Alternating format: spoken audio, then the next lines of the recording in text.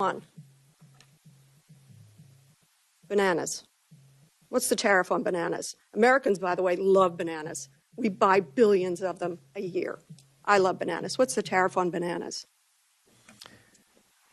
The tariff on bananas would be representative of the countries that produce them. And what's that tariff? Generally 10%. Correct, 10%.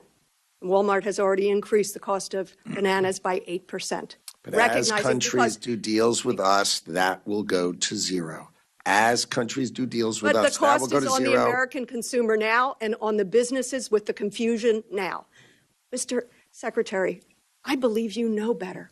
I believe you recognize that a trade deficit is not something to fear. I believe you know that predictability, stability is essential for businesses. I wish you would show that truth to this administration. If you build in America and you produce your product in America, there will be no tariff. We can't produce bananas in America. Building in America and paying no tariff is very, very clear. We cannot build bananas in America. Time of the gentlelady has it. With the most recent deployment of the Marines, Mr. Secretary, what's the justification for using the military for civilian law enforcement purposes in L.A.?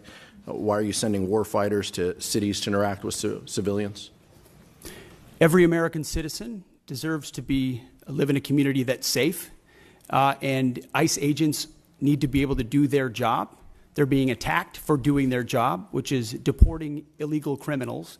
That should happen in any city, Minneapolis or Los Angeles. And if they're attacked, that's lawless, and President Trump believes in law and order. So he has every authority, and he has done mobilizing National Guard or active duty troops under U.S. code to protect federal agents in their job, which is exactly what we're doing, and we're proud to do it. We're proud to do it. 10 U.S.C. of the U.S. Code 12406 as a legal basis that the President used cites 3 examples and circumstances for the Guard: invasion by a foreign nation, rebellion or dangerous rebellion against the authority of the government of the United States, or the President is unable with regular forces to execute the laws of the United States. Which authority is triggered here to justify the use? I don't know. You just read it yourself, and people can listen themselves, but it sounds like all 3 to me. If you've got millions of illegals and you don't know where they're coming from, they're waving flags from foreign countries and assaulting police officers and law enforcement officers, that's the problem. The laws of the United States? No, the governor of California is unable to execute the laws of the United States. The President, you said all the governor of the California has failed to protect his people, along with the mayor of Los Angeles, and so President Trump has said he will protect our agents, and our Guard and Marines are proud to do it. The law also says, Mr. Secretary, that the orders for these purposes shall be issued through governors of the states. You and I both know that President Trump has all the authorities necessary, and thankfully he's willing to do it on behalf of the citizens of Los Angeles, on behalf of our ICE agents, and behalf of our country. Where the money from the Army's parade is coming from, or the National Guard deployments to the border, where that funding is coming from. I honor and celebrate the United States Army, but I'd like to know how much this parade is going to cost. I have sent the department letters on several occasions on this, and I'm still waiting for a response. But then something else happened this weekend, and it needs to be addressed. And that is the President's premature and escalatory decision to deploy not only the National Guard troops to Los Angeles, but active duty Marines as well. Mr. Secretary, we're both from Minnesota. I was in the Twin Cities during the riots that followed the murder of George Floyd. Tens of thousands of protesters took to the streets for days. Governor Walz made the decision to call up the Minnesota National Guard. At no point did we need the citizens of Minnesota request that the Marines be deployed.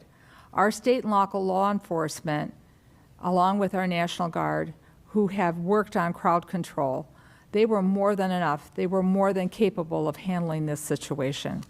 History has proven that law enforcement and the National Guard are more than capable of handling situations more volatile than what happened this weekend.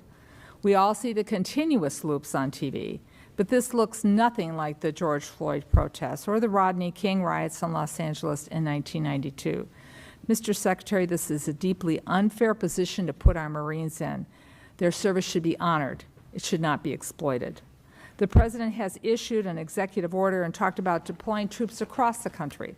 Los Angeles County has 17,000 law enforcement personnel, and the state of California has 24,000 National Guard troops. So that's why the Los Angeles Chief of Police to say, and I quote, "The possible arrival of federal military forces in Los Angeles is absent a clear coordination, presents a significant logistical operational challenge for those of us who are charged with safeguarding the city," the end of his quote. As I mentioned before, in Minnesota, we train for those things together. So there's no need for the Marines to be deployed. So here are my budget questions, though. What is the current cost for what is taking place in California, and how is it going to affect this budget or the budget we're currently serving under? How much are these deployments going to cost for both the Marines and the National Guard? And what training or duties are not taking place because of these deployments? Where in your limited budget, sir, are you going to find, in the remainder of this fiscal year, are you going to pull the money to cover these deployments? What holes are being created? Well, Congresswoman, thank you for the question. You are right. We are both originally from Minnesota, which is why I recall 2020 quite well, when Governor Walz abandoned a police precinct and allowed it to be burned to the ground, and also allowed 5 days of chaos to occur inside the streets of Minneapolis.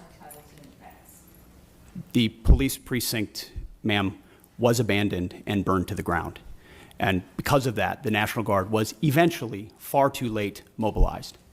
And President Trump recognizes a situation like that, improperly handled by a governor, like it was by Governor Walz, if it gets out of control, is a bad situation for the citizens of any location. So in Los Angeles, we believe that ICE, which is a federal law enforcement agency, has the right to safely conduct operations in any state and any jurisdiction in the country, especially after 21 million illegals have crossed our border under the previous administration. ICE ought to be able to do its job, whether it's Minneapolis or Los Angeles. I have limited time. I asked a budget And they are question. Could the Secretary please address the budget? Thank you. You asked about the situation in Los Angeles, and we believe ICE agents should be allowed to be safe in doing their operations, and we have deployed National Guard and the Marines to protect them in the execution of their duties, because we ought to be able to enforce immigration law in this country, unlike what Governor Walz did in 2020. There are 17,000 LAPD, you mentioned that. There would be 18,000 if not for the defund movement that folks like Gavin Newsom and Karen Bass have implemented. The police chief said she was overwhelmed, so we helped. If the Secretary's not going to ask the budgetary questions, I will yield back my time if the Secretary refuses to answer the budgetary questions I put before him. They're important. What training missions aren't happening? Where are you pulling the money from? And how are you planning this in the moving forward? These are budget questions that affect this committee and the decisions we're going to be making in a couple of hours. If you're not going to answer them, please let the chairman know, and I will take back my time and I will yield it back to the chairman. Mr. Secretary, I want to just let us know what accounts you're pulling the money to fund. Thankfully, unlike the previous administration, we've got a 13% increase in our defense budget, and we will have the capability to cover down on contingencies, which is something the National Guard and the Marine plan for. So we have the funding to cover down on contingencies, especially ones as important as maintaining law and order in a major American city. As far as training, all of the units on the ground have been fully trained in their capabilities of what they're executing on the ground. For budgetary, if he needs to get back to the committee with the numbers, I'd appreciate it, both current and present. Happy to submit them for the record. What message do you think it sends? That as Ukraine continues to suffer day after day of punishing attacks on civilian centers, we're not using the $3.8 billion in presidential drawdown authority that remains to send additional air defense and interceptors, and you yourself chose to not attend the Ukraine Defense Contact Group. Mr. Secretary, why not use the already appropriated presidential drawdown authority to deliver defense material badly needed by Ukraine? Well, Senator, as you know, the presidential drawdown authorities 71 through 74 still apply, and they are still flowing. There's some in reserve. To your question about my statement, and I served with a lot of NATO allies in Afghanistan as well. Incredibly capable Canadians, Brits, and Australians and others. And grateful for them. And I've gotten to know a lot of them in this process going to Brussels. Amazing people, amazing countries. Thus, I was struck, Mr. Secretary. But we also wore a patch on our shoulder that said ISAF, International Security Assistance Force. And you know what the joke was? That it stood for I Saw Americans Fighting.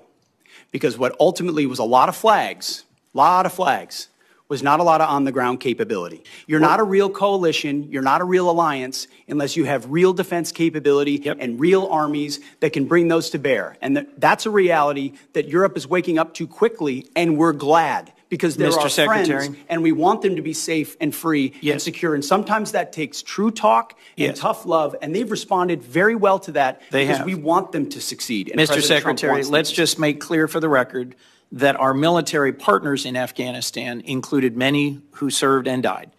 Our Danish partners and allies on a per capita basis don't try to make it look like I don't care about the investments of our partners. Of course I do. Mr. I recognize Secretary, that there were lives lost from other countries. Of course the bulk of the effort was Americans, and an alliance needs to include other countries and be more balanced. Mr. Secretary, to be a real alliance. as I pointed out in my opening comments, our partners and allies have stepped up, have invested, have engaged in the defense of Ukraine, and so should we.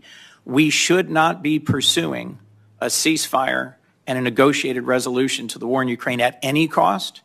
Peace through strength means actually using our strength, continuing to support Ukraine, and securing a lasting peace.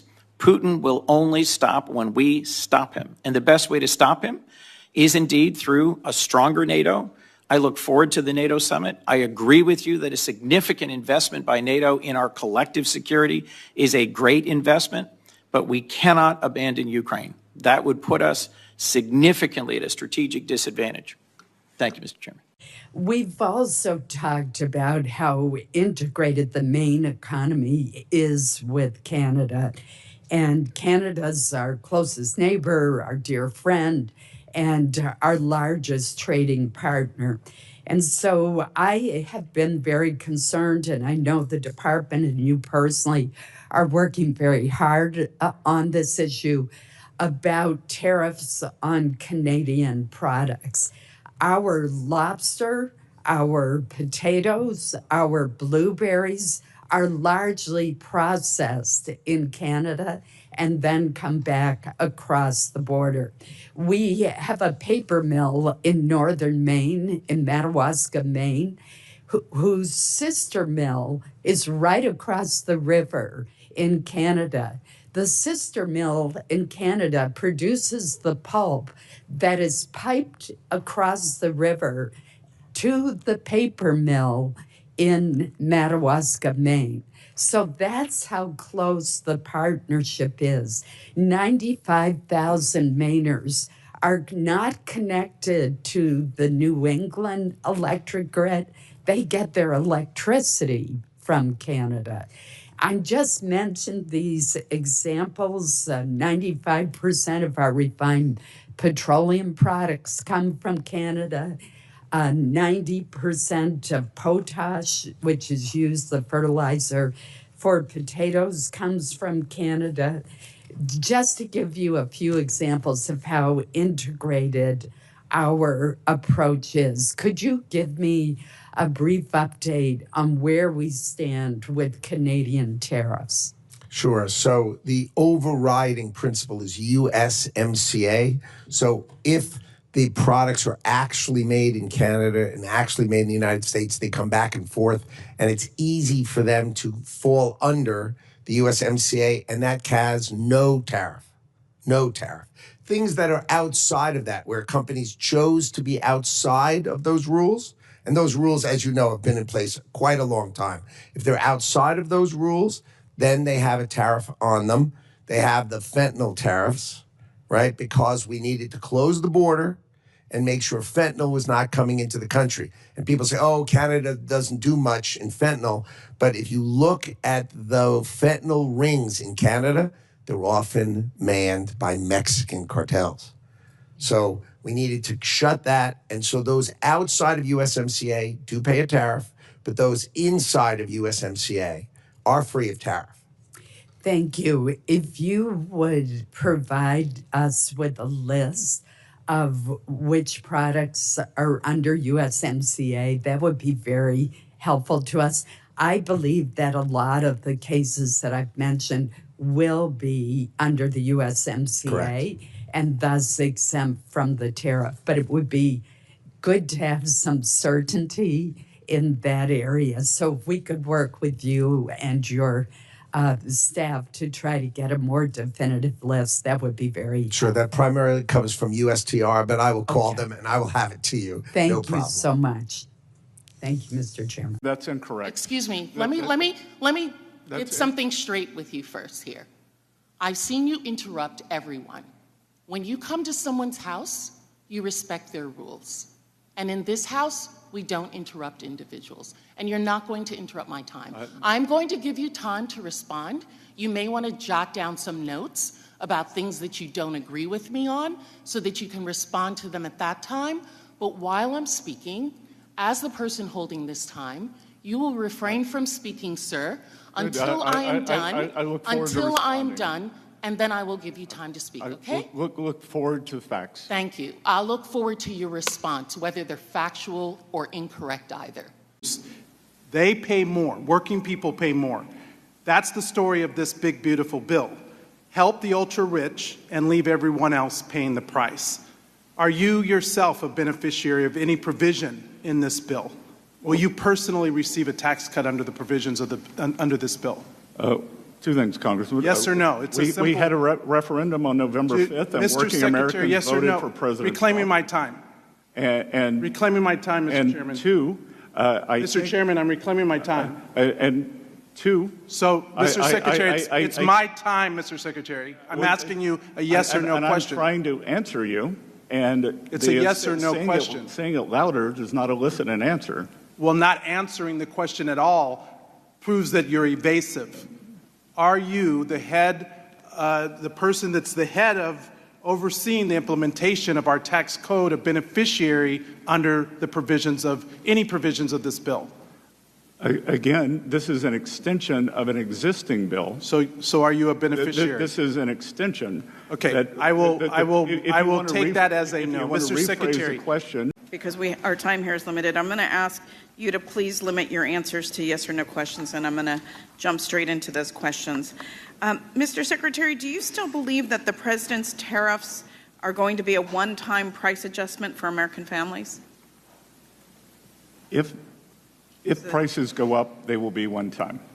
Okay, well, unfortunately, you appear to be talking out of both sides of your mouth, because you yourself have admitted, after conversations with Walmart, that some tariff costs are going to get passed on to consumers. And in fact, we've already seen that prices are rising on many everyday goods. No, Congresswoman, please don't interrupt me. We had the time is mine. The time is mine. Please don't interrupt me. I will ask you questions, and I will grant you an opportunity to answer them, but please don't interrupt me during my time. With pleasure. Okay, I know I'm a woman, but please try to limit yourself to answering my questions. No, I'm sorry, but we get talked over all the time, and I don't want that to happen at this hearing. I would remind members,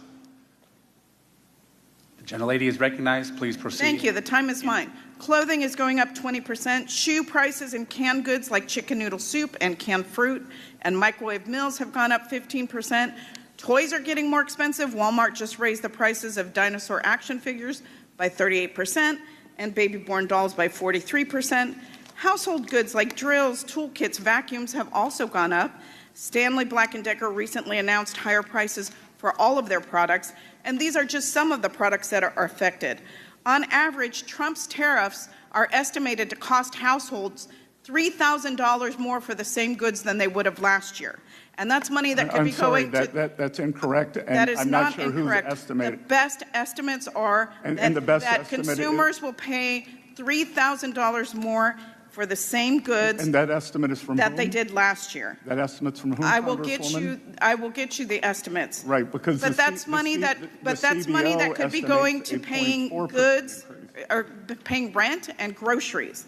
And it's clear that Trump's trade wars are hurting American families.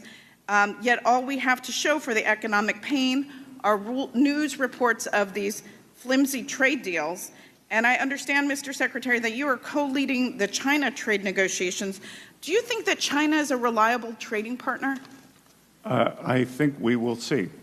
Well, pardon me for being skeptical of this administration's ability to get anything meaningful out of trade negotiations with China, because this administration is too swamped with trying to negotiate with 90 countries around the world. And to me, a poorly negotiated trade deal with China is probably not worth the paper that it's written on. I've just come from my office, and it's kind of a great time of the year in the summer. My family comes up. My son and daughter-in-law and grandson are coming up because we were going to the White House picnic, but I've just been told that I've been uninvited from the picnic. I think I'm the first senator in the history of the United States to be uninvited to the White House picnic. The White House is owned by the taxpayers. We all are members of it. Every Democrat will be invited. Every Republican will be invited, but I will be the only one disallowed to come on the grounds of the White House. I just find this incredibly petty. I mean, I have been, I think, nothing but polite to the president. I have been a intellectual opponent, a public policy opponent, and he's chosen now to uninvite me from the picnic and to say my grandson can't come to the picnic. I just the level of immaturity is beyond words. I've been here long enough that if anybody has ever followed me, I've been a critic of Obama, I've been a critic of Biden, I've been a critic of the previous Trump, but always in I think, a reasonable fashion along policy. And so they've decided they want to declare war on my family and exclude us from the White House. And I just think it's incredibly petty, and I hope someone will ask them some questions about how they've decided to sink to this step. What was the explanation given to you? No explanation. We're just not welcome. But you have to get a ticket, and we've always gotten tickets. I mean, I've been to 10 White House picnics. There's like Easter egg rolls, there's picnics. This is for Congress. And I think what's particularly galling about it is, I don't know if this came from the president on down, let's hope not, but if not, it's coming from his petty staffers who have been running a sort of a paid influencer campaign against me for 2 weeks on Twitter. If you look at my Twitter, it's just gobs and gobs of these people. We know they're being paid because the White House, someone has told us that the White House called them from the White House and offered them money to attack me online. So we have that, and now we're uninvited to the picnic. And it's like, I don't know, it's just incredibly petty, and it shows that, look, I'm arguing from a true belief and worry that our country is mired in debt and getting worse, and they choose to react by uninviting my grandson to the picnic. I don't know, I just think it really makes me lose a lot of respect I once had for Donald Trump. You were already a no on the bill because of the debt limit increase that was included in it, but hypothetically they could change that and get you to yes. Does this make you less likely to get to yes? I mean, well, when they tell you your grandson can't come to a picnic at the White House that all of Congress is allowed to come to, I don't know, it just shows such a pettiness. But they've shown over the last week they don't care about my vote at all. Because I've told them I can and would vote for the bill if the debt ceiling were taken off of it. So conceivably, there might be some situation in which they needed my vote. Instead, they have decided to try to attack my character. They've misdirected people, saying he's a Democrat, he's for open borders, and all this craziness online, because I think I'm having some effect with the argument on the debt. Having effect that we have a $2 trillion deficit this year. They like to blame it on Democrats, but guess what? The spending levels right now are Republican spending levels. If they vote to raise the debt ceiling $5 trillion, the debt will be the responsibility of Republicans. And so how do they choose to respond? They're afraid of what I'm saying, so they think they're going to punish me. I can't go to the picnic, as if somehow that's going to make me more conciliatory. So it's silly in a way, but it's also just really sad that this is what it's come to. But petty vindictiveness like this, I don't know. It makes you wonder about the quality of people you're dealing with. How much of your family was disinvited? How many people were supposed to come? My son and daughter-in-law and my grandson are coming up on a flight, and they would be here in the morning, and then we go there tomorrow afternoon. And my wife and I, we probably have been every year. President Obama didn't disinvite us. The former President Trump didn't disinvite us. Biden didn't disinvite us. And we always did this. You know, you'll hear people around town say, oh, I'm not going to the Christmas party because it's President Obama's White House. It's our White House. It's the Americans' White House. We all pay for it. And we've always gone to the Christmas parties, whether it was a Republican or a Democrat. We've gone to the egg roll. We like the stuff. We like going to celebrate stuff in our nation's capital with our family. And I don't know. It's just, I think, a really sad day that this is the level of warfare they've stooped to. but it's also not very effective. It probably has the opposite result. You know, it doesn't make me have a real warm, fuzzy feeling for the White House that they're telling my family can't come to the White House. So I don't know. I just disappointed more than anything. So I guess my question for you guys is, now that I've made you aware that these riots are not about illegals and they're not about immigrants, if they did, they would have been protesting under Barack Obama, who's also dubbed the deporter-in-chief. And frankly, I think many of you would say that Barack Obama was a good president. Are you going to say that Barack Obama wasn't a good president? Yes or no, Governor Walz? Do you think he was a good president? Do I think Barack Obama was Correct. a good president? I think he did a good job. Okay, how about you, Governor Pritzker? I think he did a good job. Yes. Hochul? Hochul, and yes, he did do a good job. Okay, next. Perryman? I think President Obama did a good job. So then you would understand that Barack Obama had the very same policies, for the most part, on immigration that Republicans are parroting today, and yet you guys are sitting here saying that we're Gestapo. And what I would tell you is that what happens with open borders is that the real people that are coming here, the ones that are exploited, actually it hurts people on both sides, not just Americans, but the illegals. Some of you had said here to the actual committee that you are doing what you can to assist these people. But what I would say is that your policies aren't actually done from a place of understanding and sympathy. I would say that it's actually doing the exact opposite.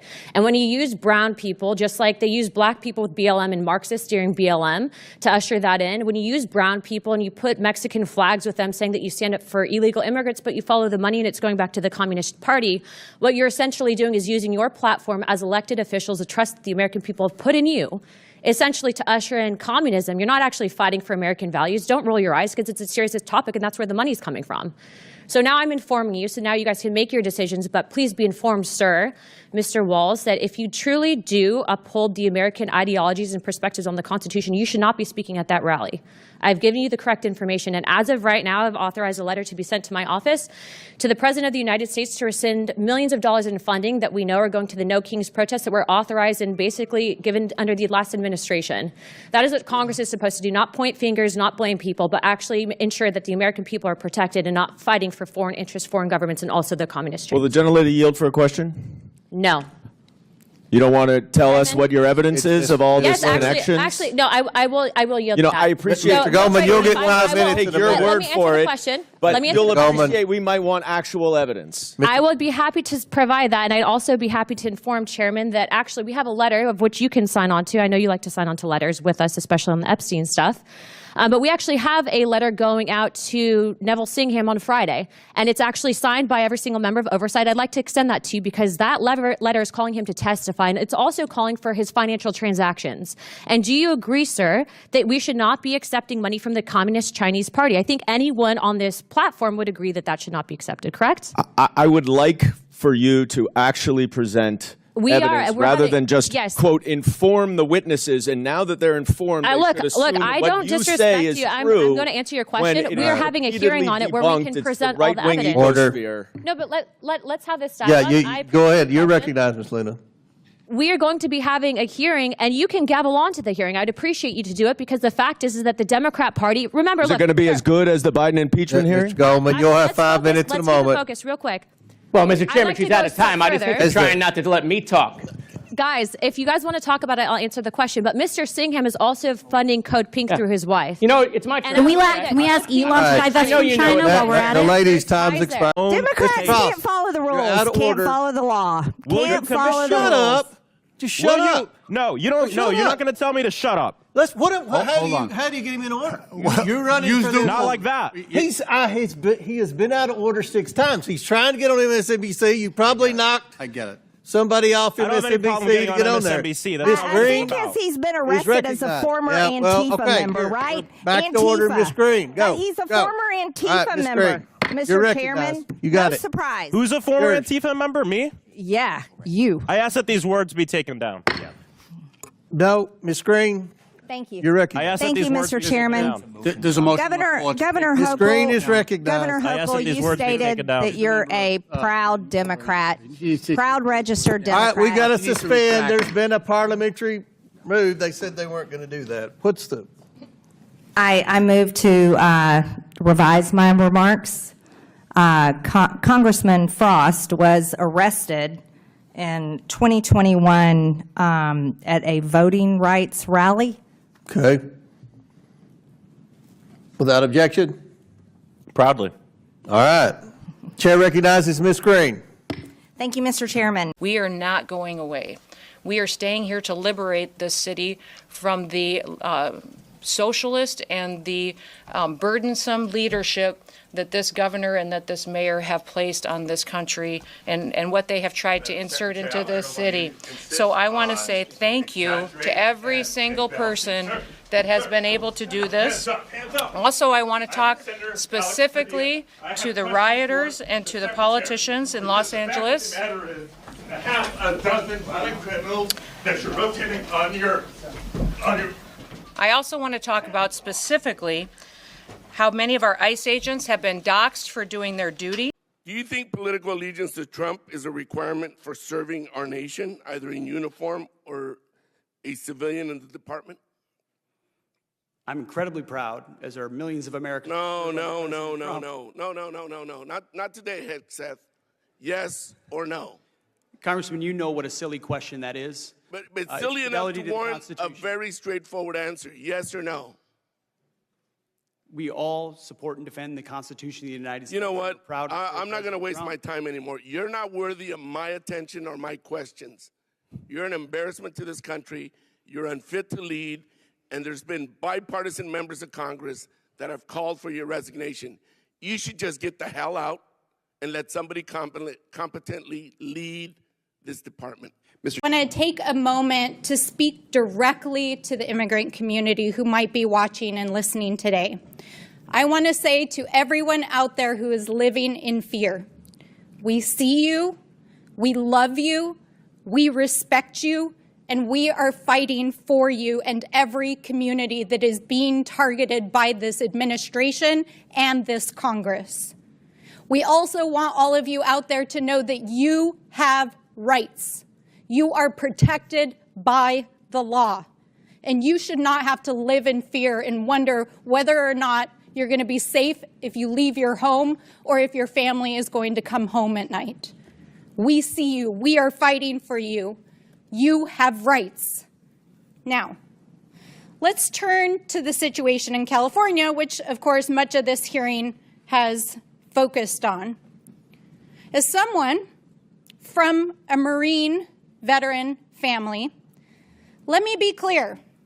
Marines are combat troops. They are highly trained, highly disciplined, lethal fighting force combat troops. And they should never be deployed against the American people who are exercising their constitutional rights. This is a gross and disgusting abuse of power. A disgusting abuse of power. And this is from the same man who dodged the draft and called our military service members suckers and losers. That's your commander-in-chief. And here, these folks here and the president want to say they're for our military and our veterans while they're illegally deploying service members, violating state sovereignty, gutting the VA, firing generals and lifelong service members. And you all want to sit in here and play like you're with the military and the American people while Donald Trump is planning to spend $45 million of your hard-earned taxpayer dollars on a fake military parade this Saturday that they can't even fill, that they put a super PAC ad on Craigslist to recruit citizens of the city of Washington, D.C. to go stand in the parade route.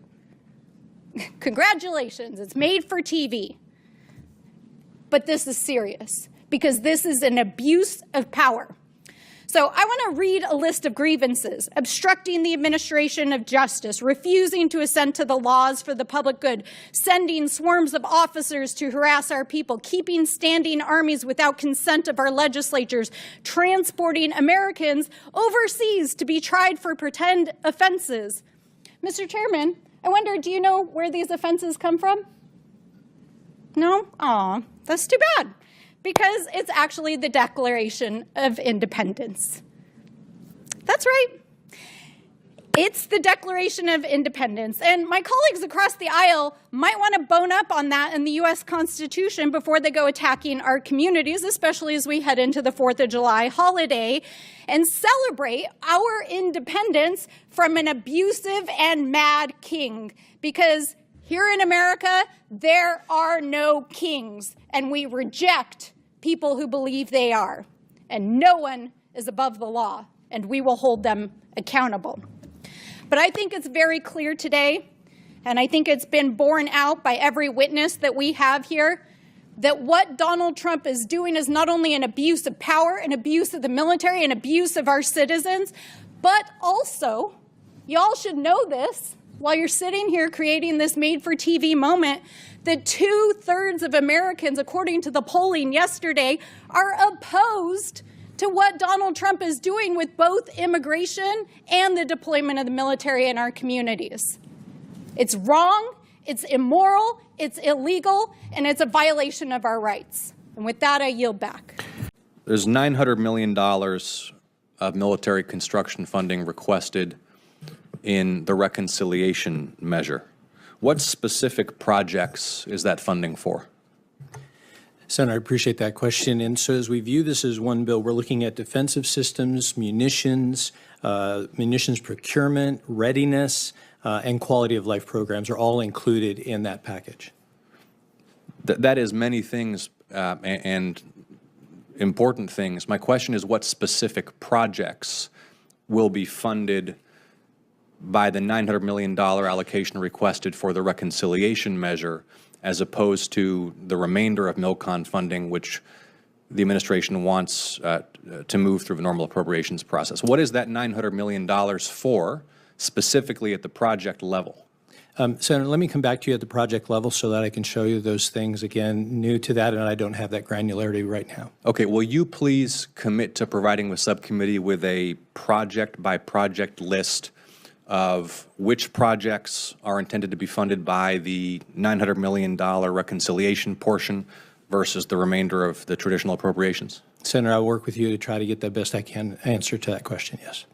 Well, I appreciate that commitment. Can you think of any reason why, where, as this typically proceeds fiscal year after fiscal year, a subcommittee is provided with a list of projects that constitute the totality of the MILCON budget request, why there would be this nearly $1 billion floating out here that wouldn't have a project-by-project justification? Senator, I believe it would be there. Again, what we're looking at is the submission of the 26 budget as a standalone, and then the FIDUP will come in 27. So I'll have greater granularity looking into the future, but let me get back to you on that, Senator, and I'll do my utmost to answer that for you. Okay, so just to be clear, Mr. Marks, you're going to follow up with the subcommittee, and you're going to get us a list of those projects that are intended to be funded via the $900 million reconciliation portion of the overall MILCON budget? We will attempt to do that, yes, Senator. We'll attempt to do that, okay. To get to the non-theoretical, have you authorized the uniformed military to detain or arrest protesters in Los Angeles? Senator, I would just start by saying you're not a protester if you're throwing concrete 100%. at law Arrest those enforcement people. officers. Throw them in the jail. 100%. But what you're doing is something different. Everyone knows this is a political decision, right? So we don't trust that you're using the best interests of the military, certainly, and of democracy on top of that. So have you given the order? That's all I want to know. It's not theoretical.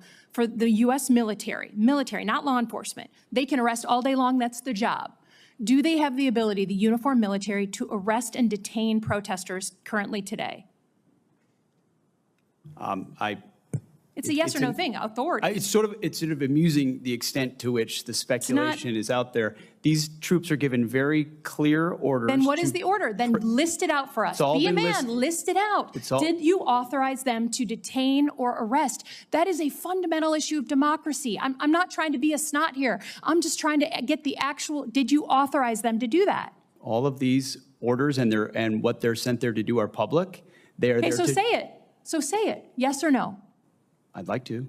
Please, yes or no? As I've said time and time again through interruption, they're there to protect law enforcement, Do they have ICE the ability officers to arrest? who are trying to do their job, Okay. deporting illegals who were allowed in by the previous So they administration. cannot arrest and detain citizens of the United States, the uniformed military. As we've is that right? stated, if necessary, in their own self-defense, they could temporarily detain and Have hand you- over to ICE. But have there's no you given- arresting going have on. you- And you know this better than Have you you're trying to authorized play the political US games. military There's to no use arresting cyber of U.S. tools personnel. of the U.S. military against members of the protest? Have you authorized U.S. military cyber tools to investigate people participating in these protests? Yes or no?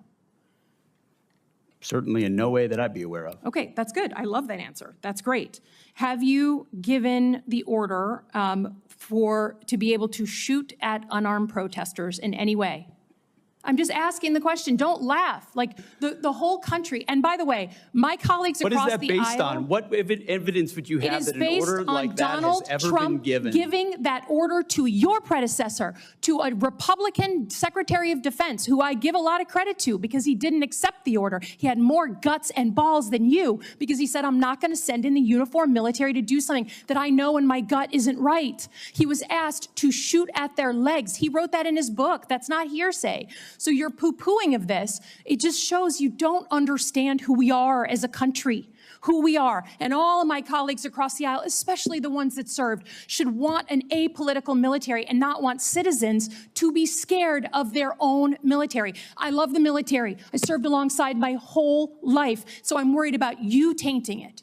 Have you given the order? Have you given the order that they can use lethal force against honor? I want the answer to be no. Please tell me it's no. Have you given the order? Senator, I'd be careful what you read in books and believing it, except for the Bible. Oh my God.